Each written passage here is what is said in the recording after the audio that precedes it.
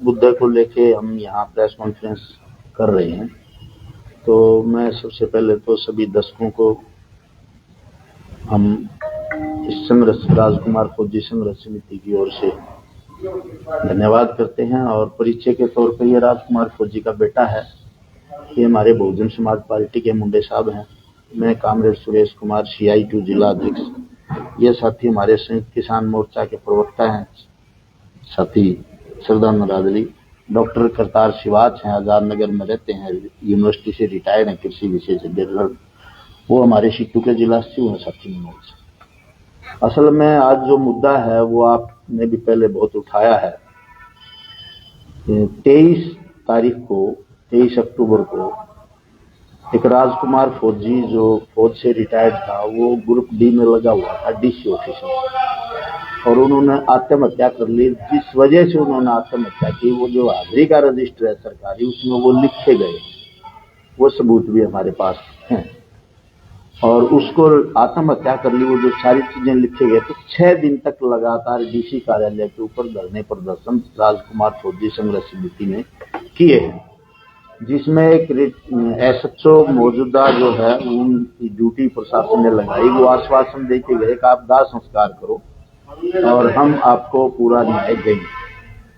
लेकिन असल में बात यह है कि उस टाइम भी हमें थोड़ा सा बहम था, उनकी बातों को हमने समझा और संघर्ष समिति ने उसका दाह संस्कार किया। लेकिन उसी टाइम हमने प्रशासन को यह भी साथ में चेतावनी दी कि 10 दिन का आपके पास समय है, और 10 दिन में कोई कार्रवाई नहीं हुई तो है हम फिर कोई सीनियर पुलिस अधिकारी का हम कोई प्रदर्शन, घेराव, धरना जरूर हम करेंगे। तो 2-3 दिन के बाद हम SP ASP जो उन्होंने इंचार्ज बनाया, SIT कमेटी का जो गठन किया है, उससे मिले तो वो बोले प्रोसेस है, इंक्वायरी होगी, जांच पड़ताल होगी, फिर गिरफ्तारियां होंगी। तो हमने बल्कि कहा भी कि हम वो लोग बैठे हैं 40-40, 30-30 साल से संघर्ष करने वाले लोग, रात को घर से पुलिस उठा लेती है, कोई दोष नहीं है और कोई मुकदमा नहीं है, था के अंदर जेल में ठोक देती है। फिर उस पर इंक्वायरियां होती हैं, देखते हैं, जांच पड़ताल होती है। तो ये बाकायदा वो जब लिखे गए, नाम लिख रखे हैं बाकायदा क्लियर कट, तो क्यों ना उनको अंदर डाल दिया जाए जेल के अंदर, फिर आप इंक्वायरी करो कि नहीं ये प्रोसेस है, ऐसा है, ये है, वो है। इस तरह के बहानेबाजी उनके थे। और 10 दिन में भी आज तक का जो घटनाक्रम है 11 हो चुकी है, और उन्होंने आज तक भी कोई गिरफ्तारी अभी तक पुलिस प्रशासन ने नहीं दिखाई है, ना कोई परिवार के सामाजिक लोगों से, सब लोगों से कोई बातचीत की है कि ठोस आश्वासन यही स्वरूप का है। तो इसलिए हमारा निर्णय ये है कि हम 13 तारीख को IG कार्यालय पर प्रदर्शन करेंगे।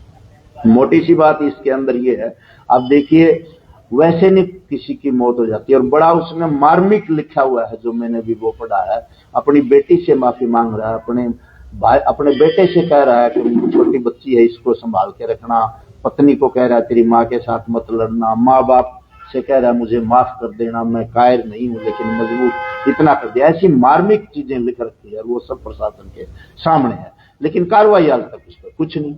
अभी घटनाक्रम वो एक एक चीज, ये पर्चा भी निकाला है संघर्ष समिति ने, जिसमें बाकायदा एक एक चीज नोट की है, लिखी है। तो इसलिए हम ये 13 तारीख को प्रदर्शन, मुझे लगता है कि क्रांतिमान पार्क में हम इकट्ठे होंगे, फिर जुलूस के रूप में IG कार्यालय पर जाएंगे उनकी गिरफ्तारी के लिए। इसमें मांग मुद्दे का भी ये सवाल है कि उस बच्चे को, इसका जो बेटा है बेरोजगार है, तो उसको रोजगार की भी हमारी मांग है, आर्थिक मदद की भी मांग है, और उनको गिरफ्तारी की भी मांग है। मुख्य हमारी मांग है कि उनको गिरफ्तार किया जाए।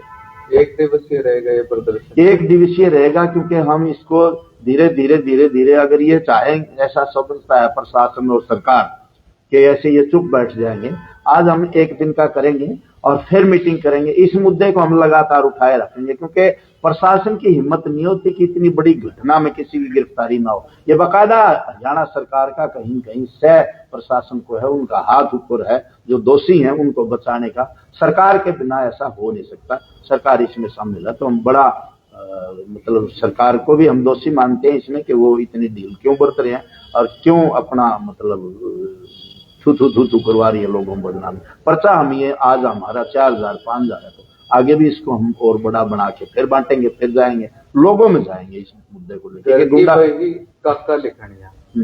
जांच करने वाले भी पुलिस वाले, हाँ। आरोप जिन पे लगे वो भी पुलिस वो भी वाले। पुलिस वाले। तो क्या लगता है इस पूरे मामले में क्या सही में स्पष्ट जांच हो पाएगी? हाँ बिल्कुल स्पष्ट जांच एक तो ये हो पाएगी, क्योंकि वो जो हाजिरी रजिस्टर है उसको कोर्ट भी डिनाई नहीं कर सकता, वो भी मानना पड़ेगा। देश में कानून है, संविधान है, ऐसा नहीं है कि वो पुलिस सारी अपनी मनमर्जी कर लेगी। हाँ अगर हम बोलेंगे नहीं, लोग जनता नहीं बोलेगी दोषियों के खिलाफ, तो उनको जरूर बचा सकते हैं, लेकिन हम बचने नहीं देंगे। हम जनता के बीच में हम अपनी बात को लेके जाएंगे। एक दो दस लोगों को धरना में बिठाने का कोई मतलब नहीं।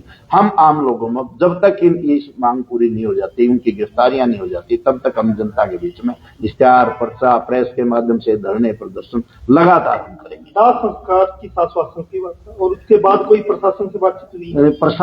प्रशासन ने हमें नहीं बुलाया। प्रशासन से 2 बार हम मिल के आए हैं।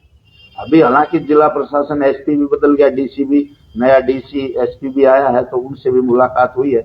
देखते हैं, एक घटना थी छठ पूजा की छोटी सी, तो एसपी ने हमारे थोड़े से आह्वान के ऊपर एसपी ने संज्ञान लिया, तो उम्मीद लगती है कि शायद नया एसपी आया, जल्दी इस पे कुछ कार्रवाई होगी। नहीं, प्रशासन से मिले हो? कोई प्रशासन से मिले, उन्होंने कोई आश्वासन नहीं दिया। उन्होंने कहा हमें एसआईटी की कमेटी का गठन किया है, ये लोग हैं, एफआईआर की कॉपी हम ले आए थे, और ये लोग, हम इनकी पूरी जांच पड़ताल करके गिरफ्तार करेंगे और आपको न्याय मिलेगा, ऐसा ही वो आश्वासन, ऐसा उन्होंने धरना पर आके दिया था। कितने लोग थे, क्या क्या नाम थे उनके? उनमें से एक तो रिटायर्ड डीएसपी हैं अशोक कुमार जी, एक वो एसएचओ हैं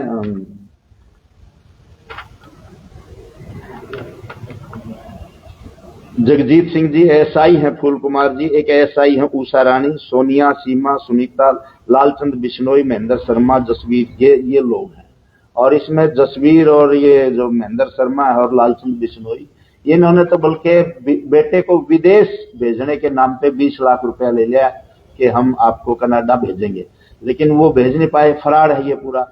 जब वो नहीं भेजे तो उन्होंने कहा यार वहां तो नहीं होगा, इंग्लैंड भेज देते हैं। बोला चलो इंग्लैंड भेज दो, तो 5 लाख और दे दो, वो दे दिए, फिर भी नहीं कुछ हुआ, तो फिर इन्हें शिकायत की।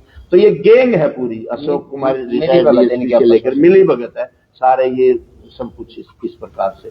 तो बड़ा इसमें फरार है लगातार। एक सेक्टर 1-4 में कुछ महिलाएं आपत्तिजनक इस प्रकार की उनकी गतिविधियां थी, जिसके खिलाफ भी उन्होंने लिखित में शिकायत दी, तो उनने भी झगड़ा किया और उल्टा ही नहीं पे मुकदमा दर्ज करवा दिया। मुकदमा दर्ज करवा के फिर क्या समझौता करवा देंगे, पैसे दो, इस तरह के आरोप उन्होंने लिख रखे हैं जो राजकुमार को, जो लिखे गए, उसी आधार पर हम ये बात कर रहे हैं। क्या बहुजन समाज पार्टी के लोग शामिल होंगे? हाँ, बहुजन समाज पार्टी के लोग शामिल होंगे। ये मुंडे साहब बहुजन समाज पार्टी के हैं। बहुजन समाज पार्टी भी इस आंदोलन में इनके साथ है, विक्टिम के साथ है, पीड़ित के साथ। और कौन कौन से संगठन इस भारतीय किसान यूनियन एकता उग्रा इनके साथ है? किसान सभा भी थी उस दिन। परिजन आप हाँ, ये बेटा है। बताए कि आप क्या मांग करते हैं अभी तक के एपिसोड में? मांग तो सर जैसा कि आप लोगों को पता ही है, 23 तारीख की घटना है और आज तारीख अभी तक कुछ भी नहीं हुआ है।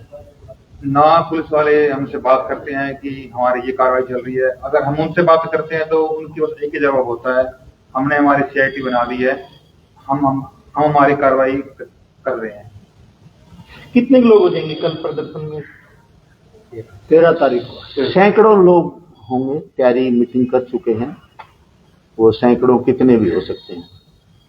और थोड़ा 8 तारीख को हमने एक बैठक बुलाई थी जिसमें हिसार के आसपास के तमाम जन संगठनों के साथी, जिसमें थे किसान भी थे, ट्रेड यूनियन के साथी भी थे, मजदूरों के संगठन भी थे, और जो तमाम अमन पसंद लोग, चाहे आर्मी के आदमी हो, चाहे सीपीएम पार्टी के हो, चाहे बीएसपी पार्टी के हो, चाहे हरियाणा कांग्रेस पार्टी के हो, तमाम जन संगठन जो इस तरीके के न्याय पसंद करते हैं, अमन पसंद लोग हैं, वो 13 तारीख को बड़ी संख्या में शामिल होंगे।